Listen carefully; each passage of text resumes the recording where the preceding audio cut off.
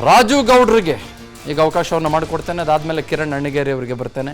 I am very sure Kiran wants to speak, but still Raju ಗೌಡ್ರೆ ಇವರೆಲ್ಲ ಹೇಳ್ತಾ ಇರೋದನ್ನು ಕೇಳಿದ್ರೆ ತಮಗೇನು ಅನಿಸುತ್ತೆ? ರಾಜಕೀಯ ಸ್ಥಿತಿಗತಿಗಳನ್ನ ನಾವು ಗುರುತಿಸ್ಕೊಳ್ಳೋದಾದರೆ ಯಾವತ್ತು ರಾಜಕಾರಣ ಯಾವ ರೀತಿ ಬದಲಾಗುತ್ತೆ ಅನ್ನೋದು ನಮಗೂ ಗೊತ್ತಿಲ್ಲ. ಸಾಕಷ್ಟು ಸಮೀಕ್ಷೆಗಳು ಹೇಳ್ತವೆ, ಸಮೀಕ್ಷೆಗಳು ಉಲ್ಟಾ ಆಗಿರೋಂಥ ಉದಾಹರಣೆಗಳು ಸಾಕಷ್ಟಿದ್ದಾವೆ. ಸೊ ನಮ್ಮ ನಟರಾಜ್ ಗೌಡರು ಆಗಲೇ ಒಂದು ಮಾತು ಹೇಳಿದ್ರು, ಫೇಸ್ ಇಟ್ಕೊಂಡು ರಾಜಕಾರಣ ಮಾಡೋ ಅವಶ್ಯಕತೆ ಇಲ್ಲ ನಮಗೆ ಅಂತ. ಫ್ರಮ್ ದ ಬಿಗಿನಿಂಗ್ ಈ ದೇಶಕ್ಕೆ ಸ್ವಾತಂತ್ರ್ಯ ಬಂದಾಗಿಂದ ಅವ್ರು ಫೇಸ್ ಇಲ್ದಲೇ ರಾಜಕಾರಣ ಮಾಡೇ ಇಲ್ಲ. ಈ ಸತಿ ಏನೋ ಮಾಡ್ತಾ ಇರ್ಬೋದು ಅಷ್ಟೇ. ಅಲ್ಲಿವರೆಗೂ ಇವರೇ ಪ್ರಧಾನಿ. ಕಳೆದ 2 ಟರ್ಮಿಂದ ಮಾಡಿಲ್ಲ ಅಷ್ಟೇ ಅಲ್ಲ, ಲಾಸ್ಟ್ ಟರ್ಮಲ್ಲೂ ಅಷ್ಟೇ ಅವರು ಏನು ರಾಹುಲ್ ಗಾಂಧಿನ ಪ್ರೊಜೆಕ್ಷನ್ ಮಾಡಿಕೊಂಡೇ ಬಂದಂಥವ್ರು. ಆಮೇಲೆ ಹೇಳಿದ್ರು ಮಾರಕ ಅಂದರು. ಆ ಪದನ ನನಗೆ ಯಾಕೋ ಒಂದು ಸ್ವಲ್ಪ ಸಮಂಜಸ ಅಲ್ಲ ಅನ್ನಿಸ್ತದೆ. ಯಾಕೆ ಅಂದರೆ ಎಟಕದೇ ಇರೋ ದ್ರಾಕ್ಷಿ ಹುಳಿ ಅಂತ ಒಂದು ಗಾದೆ ಮಾತಿದೆ. ಹಾಗೆ ಪಾಪ ಅವ್ರಿಗೆ ಪಾಪ ಆಗ್ತಾ ಇಲ್ಲ. ಆ ಪರಿಸ್ಥಿತಿಲಿ ಏನಾಗುತ್ತೆ, ಆ ಥರ ಬರ್ತಾವ ಮಾತುಗಳು, ಏನು ಮಾಡಲಿಕ್ಕಾಗಲ್ಲ. ಸೊ ರಾಜಕಾರಣದಲ್ಲಿ ಯಾರು ಯಾವಾಗ ಬೇಕಾದ್ರೆ ಪ್ರಧಾನಿ ಆಗ್ಬೋದು, ಆದರೆ ಸ್ಥಿತ್ಯಂತರ ಗತ್ಯಂತರಗಳನ್ನ ನಾವು ನೋಡ್ಕೋಬೇಕಾಗ್ತದೆ. ಪ್ರಜಾಪ್ರಭುತ್ವದಲ್ಲಿ 142 ಕೋಟಿ ಜನಸಂಖ್ಯೆಯಲ್ಲಿ ಯಾರು ಬೇಕಾದ್ರೆ ಪ್ರಧಾನಿ ಆಗ್ಬೋದು. ಹೌದು, ನೀವು ಆಗ್ಬೋದು, ನಾನು ಆಗ್ಬೋದು. ಆದರೆ ಅನ್ನೋ ಒಂದು ಪದ ಇದೆಯಲ್ಲ, ಅದರಿಂದ ಬೇಕಾದಂಥ ಬ್ಯಾಕ್ಗ್ರೌಂಡ್ ಸಪೋರ್ಟು, ಪಕ್ಷಗಳ ಸಪೋರ್ಟು, ವೋಟರ್ಸ್ ಆದಮೇಲೆ ಅಂದರೆ ಅದನ್ನೇ ಪಕ್ಷಗಳ ಸಪೋರ್ಟು, ಪಕ್ಷಗಳು ಬಂದಮೇಲೆ ಸಂಸದರು ಅದರಿಂದ ಬಂದೇ ಬರ್ತಾರೆ, ಇಲ್ಲ ವಿಪ್ ಜಾರಿ ಮಾಡ್ತಾರೆ. ಸೊ ಈ ರೀತಿ ಪರಿಸ್ಥಿತಿ ಇದ್ದಾಗ ಫೇಸ್ ಇಲ್ದಲ್ಲೇ ರಾಜಕಾರಣ ಮಾಡೋದು ಕಷ್ಟ. ಹಿಂಗೆ ನಾವು ಅಷ್ಟೇ NDAದ ಒಂದು ಭಾಗ ಆಗಿದ್ದೀವಿ. ಸೊ ನಮಗೂ ಒಂದು ಫೇಸ್ ಬೇಕಿತ್ತು. ಅದನ್ನು ಒಪ್ಕೊಳ್ಳೋದ್ರಲ್ಲಿ ಏನು ತಪ್ಪೇನಿಲ್ಲ. ಇರೋ ಸತ್ಯನ ಒಪ್ಕೊಳ್ಳೋದ್ರಲ್ಲಿ ಎದೆಗಾರಿಕೆ ಬೇಕಾಗ್ತದೆ. ಸತ್ಯ ಒಪ್ಕೊಳ್ಳೋಕೆ ಎದೆಗಾರಿಕೆ ಇಲ್ದಿದ್ದಾಗ ನಾವು ಬೇರೆ ರೀತಿ ದಾರಿಗಳನ್ನ ಹುಡ್ಕೊಂತ. ಈಗ ಕಮಿಂಗ್ ಬ್ಯಾಕ್ ಟು ಯು, ಈಗ ಇವ್ರ ಜೊತೆಗೆ ನೀವು ಪಾಲುದಾರರಾಗಿದ್ದೀರಲ್ಲ, ಬೇಡವಾಗ್ರಿ ನಿಮ್ಮ ಸವಾಸೆ ಹಾಕಿ ಒಂದು ಹಾಸನಕ್ಕೆ ಒಂದು ಬೆಂಗಳೂರು ಗ್ರಾಮಾಂತರಕ್ಕೆ ಅಂದ್ಬಿಟ್ರೆ ಇವರು ನಾಳೆ ಏನು ಅಗ್ರಿಮೆಂಟ್ ಏನು ಮಾಡ್ಕೊಂಡಿದ್ದೀರಾ? ಏನು ಸೈನ್ ಗೀನ್ ಮಾಡಿ ಬಾಂಡ್ ಪೇಪರ್ ಏನಿಲ್ಲಲ್ಲ ನಿಮ್ಮ? ಖಂಡಿತವಾಗ್ಲೂ ಇಲ್ಲಲ್ವಾ? ಖಂಡಿತವಾಗ್ಲೂ ಬೇಡ ಹೋಗ್ರಿ ಅಂತ ನಿಮ್ಗೆ ಒಂದು 10 ಡೇಸಲ್ಲಿ ಒಂದು ಪಟ್ಟಿ ಬಿಟ್ಟು ನಾವೇನೋ ಮಾಡ್ಕೋತೀವಿ ರೀ, ಮಂಡ್ಯ ನಿಮ್ಗೆ ಯಾಕ್ರಿ ಅಂತಂದುಬಿಟ್ರೆ, ಅಥವಾ ಹಾಸನ ನಾವೇನೋ ಮಾಡ್ಕೊಳ್ತೀವಿ, ನಾವು ಏಕಮೇವಾದ್ವಿತೀಯವಾಗಿ ಸ್ಪರ್ಧೆ ಮಾಡಿಸ್ತೀವಿ ನಮ್ಮವರೊಬ್ಬರನ್ನ ಅಂತ ಅನ್ಸ್ಬಿಟ್ರೆ, ಅವಾಗ ನೀವು ಎಲ್ಲಿಗೆ ಹೋಗಿ ನಿಲ್ತೀರಿ? ಎಲ್ಲೂ ಹೋಗಲ್ಲ, ನಾವು ಇಂಡಿವಿಜುವಲ್ ಆಗಿ ಕ್ಯಾಂಡಿಡೇಟ್ ಆಗ್ತೀವಿ. ಹಾಸನದಲ್ಲೊಂದು ಗೆಲ್ಬೋದು, ಮಂಡ್ಯದ ಬಗ್ಗೆ ಒಂದು ಸ್ವಲ್ಪ ಚಿಂತನೆ ನಡೆಸ್ಬೋದು ಅಷ್ಟೇ. ಮತ್ತೆ ಈಗ ಇವ್ರ ಸಪೋರ್ಟ್ ನಿಮ್ಗೆ ಹೊರಟೋಗುತ್ತೆ. ಬೆಂಗಳೂರು ಗ್ರಾಮಾಂತರಕ್ಕೆ JDSನ ಕೊಡುಗೆ ಇದೆ, ನಾನು ಇಲ್ಲ ಅಂತ ಹೇಳೋದಿಲ್ಲ. BJPಯ ಕೊಡುಗೆ ಕೂಡ ಇಡೀ ಕರ್ನಾಟಕಕ್ಕೆ JDSನ ಕೊಡುಗೆ. ಇವತ್ತು ಕೃಷ್ಣಾ ಮೇಲ್ದಂಡೆ ವಿಚಾರಕ್ಕೆ ಬಂದಂಥ ಸಂದರ್ಭದಲ್ಲಿ ದೇವೇಗೌಡ ಪಾಲಿಟಿಕ್ಸ್ ಮಾತಾಡ್ತಾ ಇದ್ದೀನಿ ಮತ್ತು ವಿನಬಿಲಿಟಿ ಪ್ರಾಬಬಿಲಿಟಿ ಮಾತಾಡ್ತಾ ಇದ್ದೀನಿ ಅಷ್ಟೇ. ಇಡೀ ಕರ್ನಾಟಕ ಕೊಡುಗೆ ನಾನು ಮಾತಾಡ್ತಾ ಇಲ್ಲ. ಅಲ್ಲ, ಒಪ್ಕೊಂತಾ ಇದ್ದೀನಿ, ನಾನು ಆ ವಿಚಾರ ಒಪ್ಕೋತಾ ಇದ್ದೀನಿ. ಸಾಕಷ್ಟು ಬಾರಿ ಕೆಲವು ಕಡೆ ಗೆಲ್ಲಲ್ಲ ಅಂದಿದ್ದ ಕಡೆ ಗೆದ್ದಿರುವಂಥ ಉದಾಹರಣೆಗಳಿದಾವೆ. ತುಮಕೂರಿಗೂ ಅಷ್ಟೇ ನಮ್ಮದೇ ಆದಂಥ ಕೊಡುಗೆಗಳಿದ್ದಾವೆ. ಇವತ್ತು ಕ್ಯಾಸ್ಟ್ ಬೇಸ್ಡ್ ಪಾಲಿಟಿಕ್ಸ್ ಲೆಕ್ಕ ಹಾಕೊಂಡಕ್ಕೆ ಹೋದ್ರೆ ಒಂದು ಕಡೆ ಲಿಂಗಾಯತರು, ಇನ್ನೊಂದು ಬೇಡ ಅಂದ್ರೆ ಏನ್ ಮಾಡ್ತೀರಿ ಅಂತ ನಾನು ಕೇಳಿ. ಅಲ್ಲ, ನಾವು ಇಂಡಿವಿಜುವಲ್ ಆಗಿ ಹೋಗ್ತೀವಿ. ಬೇಡ ಅಂದ್ರೆ ಅದನ್ನೇನು ಸಮಸ್ಯೆ ಇದೆಯಾ? ಬೇಡ ಇಲ್ಲ, ಚಾನ್ಸಸ್ ಅಂತ ಯಾವುದೇ ಕಾರಣಕ್ಕೂ ಇಲ್ಲ. ಯಾಕೆಂದ್ರೆ ಅವರಾಗೆ ನಾವು ಮುಲಾಜಿಗೆ ಬಿದ್ದಿಲ್ಲ. ಒಂದು ಕೊಲಾಬ್ರೇಷನ್ ಆದಂತ ಸಂದರ್ಭದಲ್ಲಿ ಅನಿವಾರ್ಯತೆಗೆ ಬಿದ್ದಿದ್ರಿ. ನಮ್ಗೆ ಅಂತ ಅನಿವಾರ್ಯತೆ ಇಲ್ಲಲ್ಲ. ಅನಿವಾರ್ಯತೆ ಅಂತ ಯಾಕೆ ಅವ್ರ ಜೊತೆಗೆ ಹೋದ್ರಿ? ನೀವು ಹೋಗ್ಬಾರ್ದು ಅಂತಲ್ಲ, ಅಲ್ಲ, ಯಾಕೆ ಹೋಗ್ಬಾರ್ದು ಅನ್ನೋ ಪ್ರಶ್ನೆ. ನೀವು ಹೋಗಿ, ಬಟ್ ಯಾಕೆ ಹೋದ್ರಿ ಅಂತ ನಾನು ಕೇಳಿ. ನೋಡಿ, ನಮಗೆ ಕಾಂಗ್ರೆಸ್ನಲ್ಲಿ ಆದಂತ ವಿಚಾರಗಳು, ನಮಗಾದಂತ ಗೊಂದಲಗಳು, ನಮಗಾದಂತ ಸಮಸ್ಯೆ. ಸಂಸಾರ ಇಬ್ಬರ ಜೊತೆಗೂ ತಗೊಂಡಿದ್ದೀರಿ, ಎಲ್ಲರೂ ತಗೊಂಡಿದ್ದಾರೆ. ಇಬ್ಬರ ಜೊತೆಗೂ ಸಂಸಾರ ಮಾಡಿದಿರಿ, ಇಬ್ಬರ ಜೊತೆಗೂ ಡೈವರ್ಸ್ ಮಾಡ್ಕೊಂಡಿದ್ದೀರಿ. ಅಲ್ಲ, ನಿಮಗೆ ಚಂದನ್, ಹಾಗಾಗಿ ನಿಮಗೆ ಈ ಸಂಸಾರನೇ ಒಳ್ಳೇದು. ರಾಷ್ಟ್ರೀಯ ಪಕ್ಷಗಳೇ ಕೆಲವು ಸ್ಥಳೀಯ ಸಂಸ್ಥೆ ಚುನಾವಣೆಗಳಲ್ಲಿ ಸಂಸಾರನ ಮಾಡಿರುವಂಥ ಉದಾಹರಣೆ ಇದೆ. ಮೈಸೂರಿನಾಗ ಬಂದೋಣ, ಮೈಸೂರಿನಲ್ಲಿ BJP ಕಾಂಗ್ರೆಸ್ ಸೇರಿ ಮೇಯರ್ಗಿರಿ ಹಿಡಿದಿರುವಂಥ ಉದಾಹರಣೆ ಇದೆ.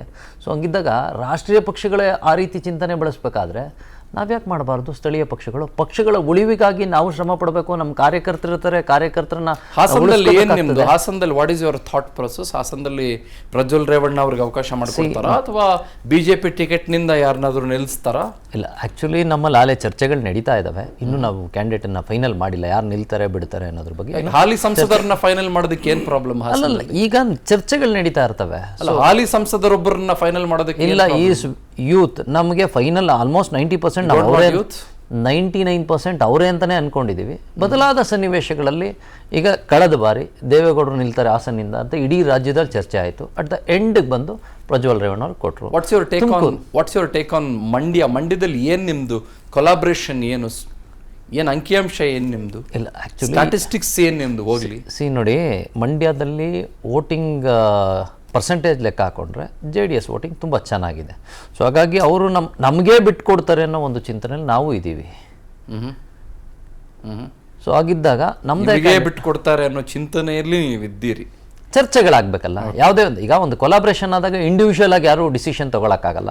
ಕೊಲಾಬ್ರೇಷನ್ ಕ್ಯಾಂಡಿಡೇಟ್ ನಿಮಗೆ ಬಿಟ್ಟು ಕೊಟ್ರೆ ಮಂಡ್ಯದಲ್ಲಿ ಆಕ್ಚುಲಿ ಈಗ ಮಾಜಿ MP ಆಗಿದ್ದಂಥ ಪುಟ್ಟರಾಜು ಅವರು ಇದ್ದಾರೆ ನಮ್ಮಲ್ಲಿ ಕ್ಯಾಂಡಿಡೇಟು. ಅವರು ಒಬ್ರು ಕ್ಯಾಂಡಿಡೇಟ್ ಇದ್ದಾರೆ. ಕುಮಾರಸ್ವಾಮಿ ಅವರು ಕೂಡ ಇದ್ದಾರೆ. ಸ್ಟಾರ್ ಚಂದ್ರು ಅವರ ಅಬ್ಬರದಿಂದ ಏನಾದ್ರು ಕುಮಾರಸ್ವಾಮಿ ಅವರು ಒಂಚೂರು ಹಿಂದಕ್ಕೆ ಸರದ್ರ ಏನಾದ್ರು? ಅಲ್ಲ, ಈ ರಾಜಕಾರಣದಲ್ಲಿ ಯಾರ ಅಬ್ಬರ ಏನು ಅನ್ನೋದೇನಿಲ್ಲ. ಬಹಳ ಕೋಟ್ಯಾಧಿಪತಿ ಸಿಕ್ಕಾಪಟ್ಟೆ ಕನೆಕ್ಷನ್ಸ್ ಇದೆ. ಹಾಗಾದ್ರೆ ಫೇರ್ ಎಲೆಕ್ಷನ್ ನಡೆಯಲ್ಲ ಅಂತೀರಾ? ಕುಮಾರಸ್ವಾಮಿ ಅವರಿಗೆ ಒಂದ್ ಸ್ವಲ್ಪ ಏನೋ ಪ್ರಾಬ್ಲಮ್ ಇದೆ ಅನ್ನೋ ತರ. ಅಲ್ಲ, ಹಂಗಾರೆ ಕರ್ನಾಟಕದಲ್ಲಿ ಕಾಂಗ್ರೆಸ್ ಇರೋದ್ರಿಂದ ಫೇರ್ ಎಲೆಕ್ಷನ್ ನಡೆಯಲ್ಲ ಅಂತ ಏನಾದ್ರು ಯೋಚನೆ ಮಾಡ್ತಾ ಇದ್ದೀರಾ ನೀವು? ಕೋಟ್ಯಾಧೀಶ್ವರದ್ದು ಹಾವಳಿ ನಡೆಯುತ್ತೆ ಅಂತ ಏನೋ ಯೋಚನೆ ಮಾಡ್ತಾ ಇದ್ದೀರಾ? ನೀವೇ ಹೇಳ್ಬೇಕು. ಅಲ್ಲಿ ನೀವ್ ಹೇಳ್ತಾ ಇರೋದು ಕೋಟ್ಯಾಧೀಶ್ವರರ ಅಬ್ಬರ ಕುಮಾರಸ್ವಾಮಿ ಅವರು ಹಿಂದೆ ಸರಿತಾ ಇದಾರೆ ಅಂತ ಯೋಚನೆ ಮಾಡ್ತಾ ಇದೀರಾ ಅಂದ್ರೆ ಹಂಗಾರೆ ಹಣದೇನಾದ್ರು ನಡೀತಾ ಇದೆಯಾ? ಎಲೆಕ್ಷನ್ಸ್ ಏನೋ ನಡೀಬೋದಾ? ಗ್ಯಾರಂಟಿ ಕಾರ್ಡ್ ಬಗ್ಗೆ ಪ್ರಸ್ತಾಪ ಮಾಡಿದ್ ನೀನು, ಖಂಡಿತವಾಗ್ಲೂ ಹೊರದೋಗಿರೋ ಕಾರ್ಡ್ ನೋಡಿದ್ ನಾನು, ಖಂಡಿತವಾಗ್ಲೂ ಅದನ್ನೇ ಕೇಳ್ತಾ ಇದ್ದೀನಿ. ನಾನು ನಿಮಗೆ ಕೇಳ್ಬೇಕು, ನೀವು ನನ್ನನ್ನು ಕೇಳೋದಲ್ಲ. ನಾನು ನಿಮ್ನೆ ಕೇಳ್ತಾ ನಿಮ್ಗೆ ಆ ತರ ಡೌಟ್ ಯಾಕೆ ಬರ್ತಾ ಇದೆ ಅಂತ. ಡೌಟ್ ಯಾಕೆ ಬರ್ತಾ ಇದೆ ಅಂತ ಕಾಂಗ್ರೆಸ್ ಸರ್ಕಾರ ಇದೆ ಎಲ್ಲ ಕಾರ್ಡ್ ತರಿಸಿದವ್ರು ನೀವು. ಅಲ್ಲ, ಕಾಂಗ್ರೆಸ್ ಬರ್ತಾ ಇದೆ ಅಂತನ, ಕಾಂಗ್ರೆಸ್ ಬಂದಿದೆ ಅಂತನ. ಕಾಂಗ್ರೆಸ್ ಎಲೆಕ್ಷನ್ ಬರೋಕ್ಕೂ ಮುಂಚೆ ಗೊತ್ತಿಲ್ಲಪ್ಪ ನಿಮ್ ಕುಮಾರಣ್ಣವ್ರಿಗೆ ಕೊಟ್ಟಂತ ಕಾರ್ಡನ್ನ ನಾವು ಮಾಧ್ಯಮದ ಮುಂದೆ ಬಿತ್ತರಿಸ್ತೋ, ಅದು ಏನ್ ನಡೆದಿದೆ ಅಂತ ನಾವು ತೋರಿಸ್ತೋ.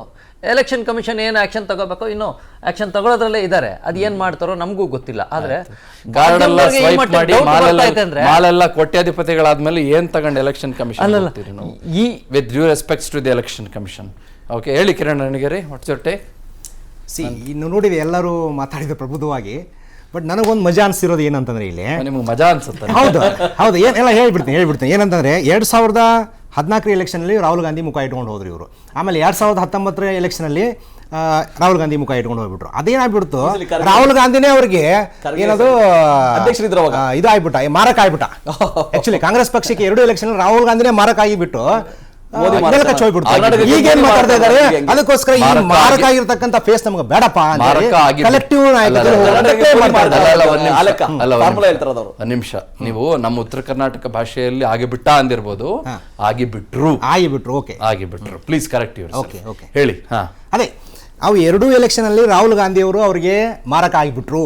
ಅದಕ್ಕೋಸ್ಕರ ಈ ಸಲ ಬೇಡಪ್ಪ ರಿಸ್ಕು ಅಂತ ಹೇಳಿ ರಾಹುಲ್ ಗಾಂಧಿ ಅವ್ರನ್ನ ಬಿಟ್ಟು ಇವ್ರು ಎಲೆಕ್ಷನ್ ಹೋಗ್ತಾ ಇದ್ದಾರೆ. ಆಕ್ಚುಲಿ ರಾಹುಲ್ ಗಾಂಧಿ ಅವ್ರು ಏನು ಗೊತ್ತಾ, ಇರಿ ಗೌಡ್ರೆ ಒಂದ್ ನಿಮಿಷ ಇರಿ. ರಾಹುಲ್ ಗಾಂಧಿ ಅವ್ರು ಏನು ಗೊತ್ತಾ, ಭಸ್ಮಾಸುರ ಕಾಂಗ್ರೆಸ್ ಪಕ್ಷಕ್ಕೆ. ತಿಳ್ಕೊಳ್ಳಿ, ಇವ್ರು ಯಾವಾಗ ರಾಹುಲ್ ಗಾಂಧಿ ಮುಂದೆ ಬಿಡ್ತಾರೆ ಅವಾಗ ಕಾಂಗ್ರೆಸ್ ಪಕ್ಷ ಡಮ್ ಬಂದು ಹೋಗುತ್ತೆ. ಇಷ್ಟ ಇದು. ಆಮೇಲೆ ಇಷ್ಟಕ್ಕೂ ಇವ್ರಿಗೆ ಅಲ್ಟರ್ನೇಟಿವ್ ಇತ್ತಲ್ಲ, ಇವರು ಇಂಡಿಯಾ ಅಲೈನ್ಸ್ ಅಲ್ಲಿ ಏನ್ ಹೇಳಿದ್ರು, ಕೇಜ್ರಿವಾಲ್ ಅವ್ರು ಹೇಳಿದ್ರು, ಪ್ರಪೋಸ್ ಮಾಡಿದ್ರು, ಮಮತಾ ಅವ್ರು ಪ್ರಪೋಸ್ ಮಾಡಿದ್ರು, ಯಾರನ್ನ ಇವ್ರನ್ನ ಖರ್ಗೆ ಅವ್ರನ್ನ ಪ್ರಧಾನಮಂತ್ರಿ ಕ್ಯಾಂಡಿಡೇಟ್ ಆಗಿ ಬಿಂಬಿಸೋಣ ಅಂತ ಹೇಳಿ. ಇಲ್ಲೇ ಕರ್ನಾಟಕದಲ್ಲಿ ಸ್ಮಶಾನ ಮೌನ. ಒಬ್ಬರಾದ್ರೂ ಕಾಂಗ್ರೆಸ್ ನಾಯಕರು ಒಬ್ಬ ದಲಿತ ಪ್ರಧಾನಮಂತ್ರಿ ಕ್ಯಾಂಡಿಡೇಟ್ ಆಗಬೇಕು ಅಂತ ಇವರು ಪ್ರಪೋಸ್ ಮಾಡ್ತಾ ಇದ್ದಾರೆ ಅಂದಾಗ ಇವರು ಸಪೋರ್ಟ್ ಮಾಡ್ಬೇಕಲ್ಲ ಸ್ವಾಮಿ. ಭಸ್ಮಾಸುರ ಅಂದ್ರೆ ಏನೋ ಎಲ್ಲ ಸೂಟ್ ಹಾಕೋದು, ಡೆಸ್ಟ್ರಾಯ್ ಮಾಡೋದು. ಕಾಂಗ್ರೆಸ್ ಪಕ್ಷ ಯಾವಾಗ ಇತ್ತಲ್ಲ, ನಂಗೆ ಸಮಯ ಕೊಡಿ. I have been waiting ಪೇಷನ್ಸ್ಲಿ, please. ನೀವು ಪ್ರಧಾನಮಂತ್ರಿಗಳಿಗೆ ಬೈದಾಗಲೆಲ್ಲ ನೀವು ಬೇರೆ ಬೇರೆ ರೀತಿಯಲ್ಲಿ ನಿಮ್ಮನ್ನು ನೀವು ಬಿಂಬಿಸ್ಕೊಂಡವರು ಇನ್ನೊಬ್ಬರಿಗೆ ನೀವು ಬೇರೆ ಬೇರೆ ಥರದಲ್ಲಿ ಅನ್ಬೋದು. ಹಂಗಿಲ್ಲ, ಅವ್ರು ಮಾಡಿದ್ದು ಹೇಳತ್ತೀನಿ ರೀ ನಾನು. ಅನ್ಬೋದು ಅಂತಲ್ಲ. ಈಗ ಏನಂದ್ರೆ ಅವರು ಪದಗಳನ್ನು ಬಳಕೆ ಮಾಡುವಾಗ ಒಂದು ಸ್ವಲ್ಪ ತಾವು ಸಮಯೋಚಿತವಾಗಿ ಯೋಚನೆ ಮಾಡಿ. ಸರಿ, ನೋಡಿ ಇದು ಜನರಿಗೆ ಬಿಡ್ತೀನಿ ನಾನು, ಆಯ್ತಾ? ಈಗ ನಿಮಗೆ ಬಿಡ್ತೀನಿ. ರಾಹುಲ್ ಗಾಂಧಿ ಅವರ ಆತರ ಕೃತಿಗಳನ್ನು ಮಾಡಿದ್ದಾರೆ. ರಾಹುಲ್